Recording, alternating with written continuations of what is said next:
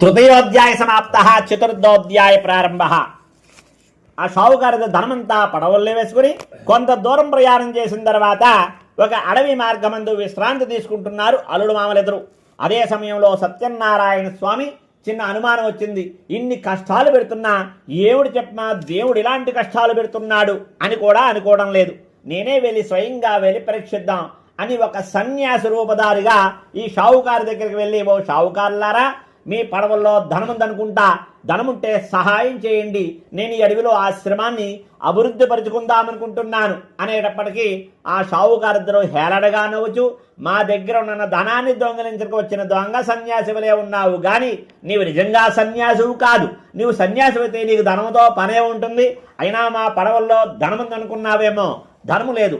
ఆకు అలము పత్రి పుష్పాలు పట్టుకుని మేము వ్యాపారానికి వెళ్తున్నాం తప్ప మా పడవల్లో ధనం లేదు అంటున్నారు.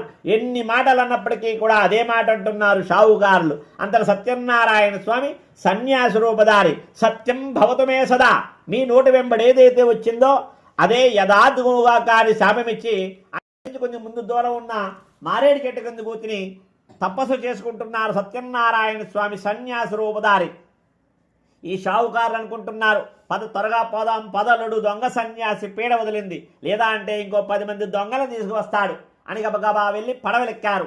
తీరా పడవలెక్కేటప్పటికీ పడవల్లో ధనమంతా ఆకు అలము పత్రి పుష్పాలు అయిపోవడంతో మూర్ఛపోయారు.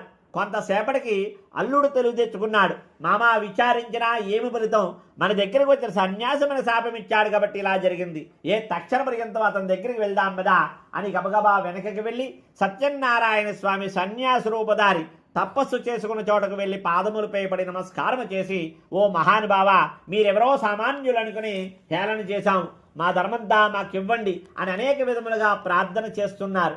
అందరు సత్యనారాయణ స్వామి సన్యాసి రూపధారి, ఓ షావుకారు, నీవు అనేక పర్యాయములే నా వ్రతం చేస్తానని చేయలేదు కాబట్టి ఇలాంటి కష్టాలన్నీ వచ్చాయి అనేటప్పటికీ సత్యనారాయణ స్వామి ఆ రూపంలో వచ్చారని తెలుసుకుని, ఓ మహానుభావ సత్యనారాయణ స్వామి, మీ మాయ బ్రహ్మాది దేవతలో కూడా తెలుసుకోలేరు. నేనా మానవుడను, అజ్ఞానుడను, మీ మాయనే తెలుసుకోగలనా?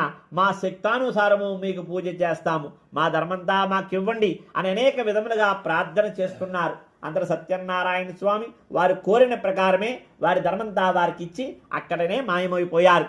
అందరూ ఆ షావుకారులు పడవలకి చూచుకోగా ఎక్కడ ధనం అక్కడే ఉంది. అందరూ సత్యనారాయణ స్వామిని కొనియాడుతూ వారి దేశానికి బయలుదేరారు. కొంత దూరం ప్రయాణం చేసి ఒక దూతని ముందుగా ఇంటికి పంపించారు. ఆ దూత